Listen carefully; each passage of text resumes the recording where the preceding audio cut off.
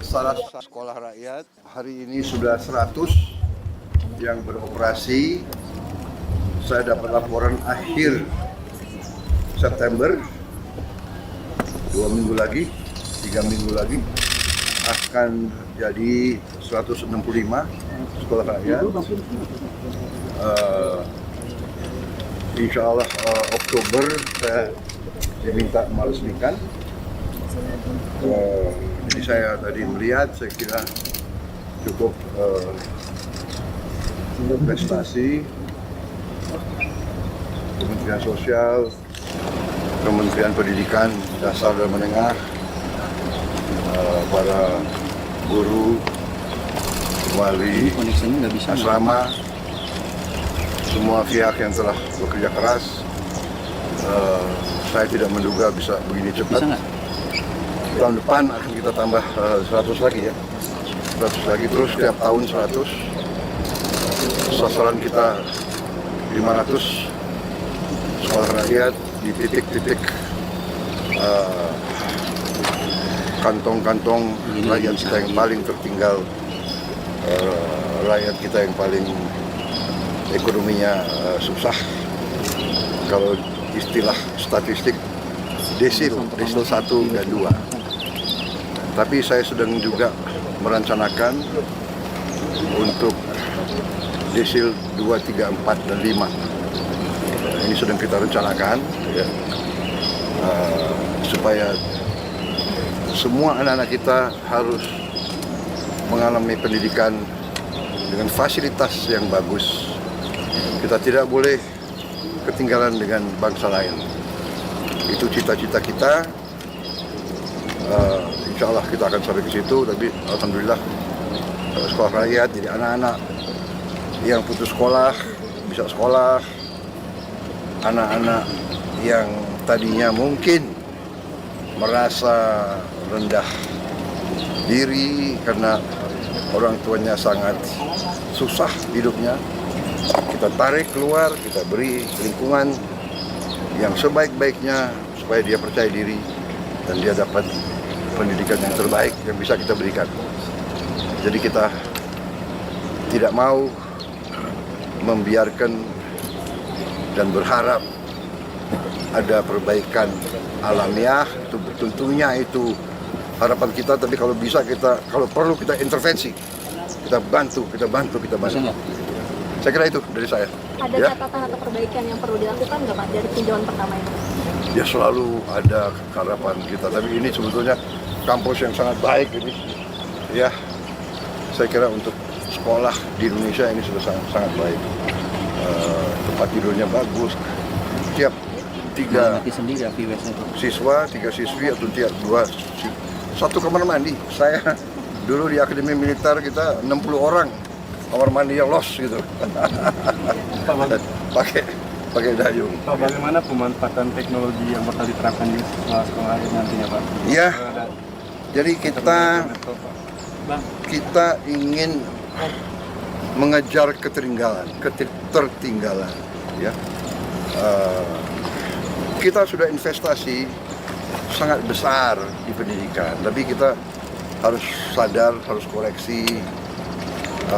Ya, kita akui mungkin belum efisien, masih banyak kebocoran. Kita sadar sendiri kekurangan bangsa, tapi kita jangan mikir yang lalu, kita perbaiki yang sekarang.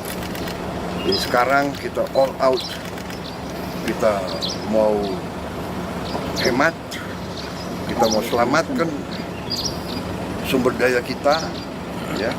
Kita harus kita berantas korupsi. Sisa uang yang begitu banyak kita investasi kepada pendidikan, kepada anak-anak kita adalah masa depan kita.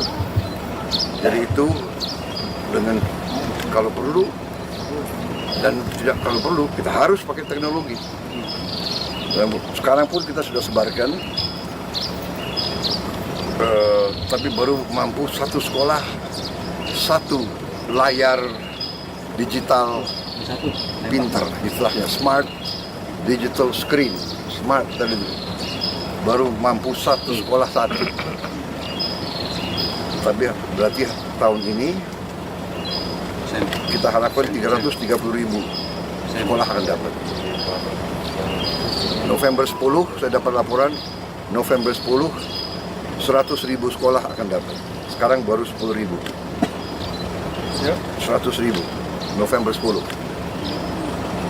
Tahun depan kita tambah satu sekolah 3 layar.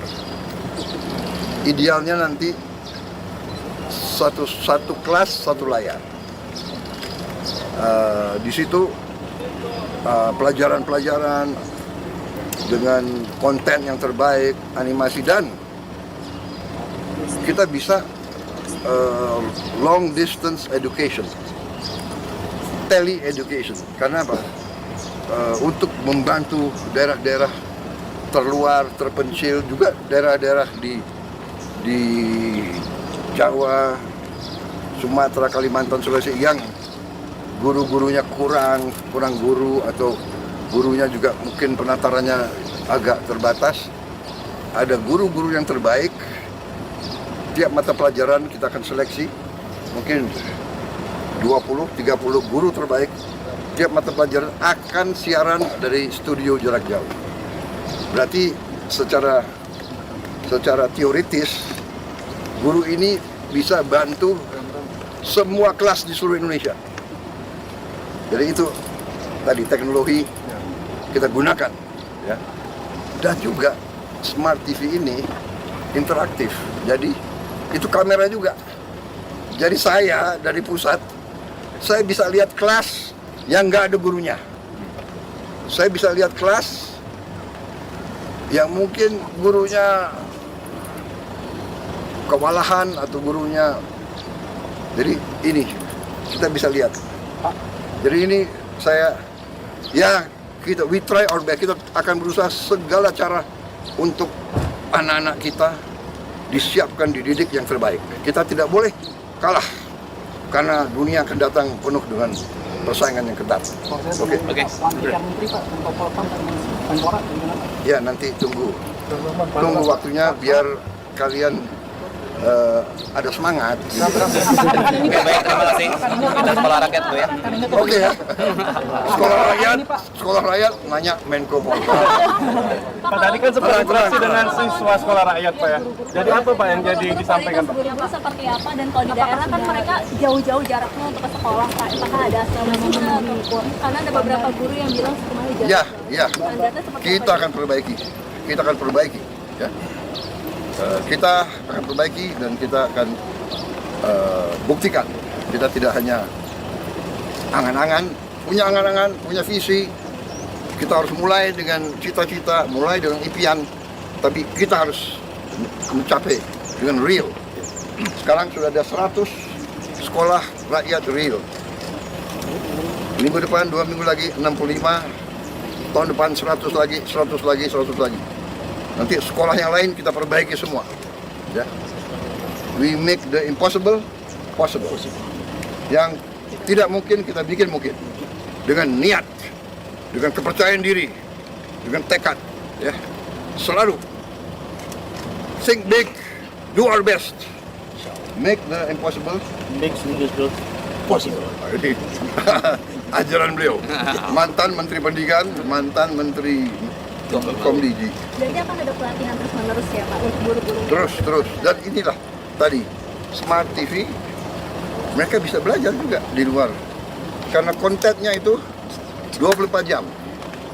Dia bisa kembali lagi ke murid-murid yang nanti kurang ini, bisa ulangi lagi pelajaran. Bisa ulangi, dan itu bisa juga diakses dari handphone. Semua konten bisa dari handphone. Guru pulang, dia bisa buka. Jadi kita interaktif. Jadi nanti saya kira ada interaktif ya. Ada interaktif nanti sama Dikdasmen. Guru-guru kita bikin kelas penataran khusus. Ya. Teknologi akan membuat ini mampu kita laksanakan. Oke. Terima kasih. Terima kasih Pak.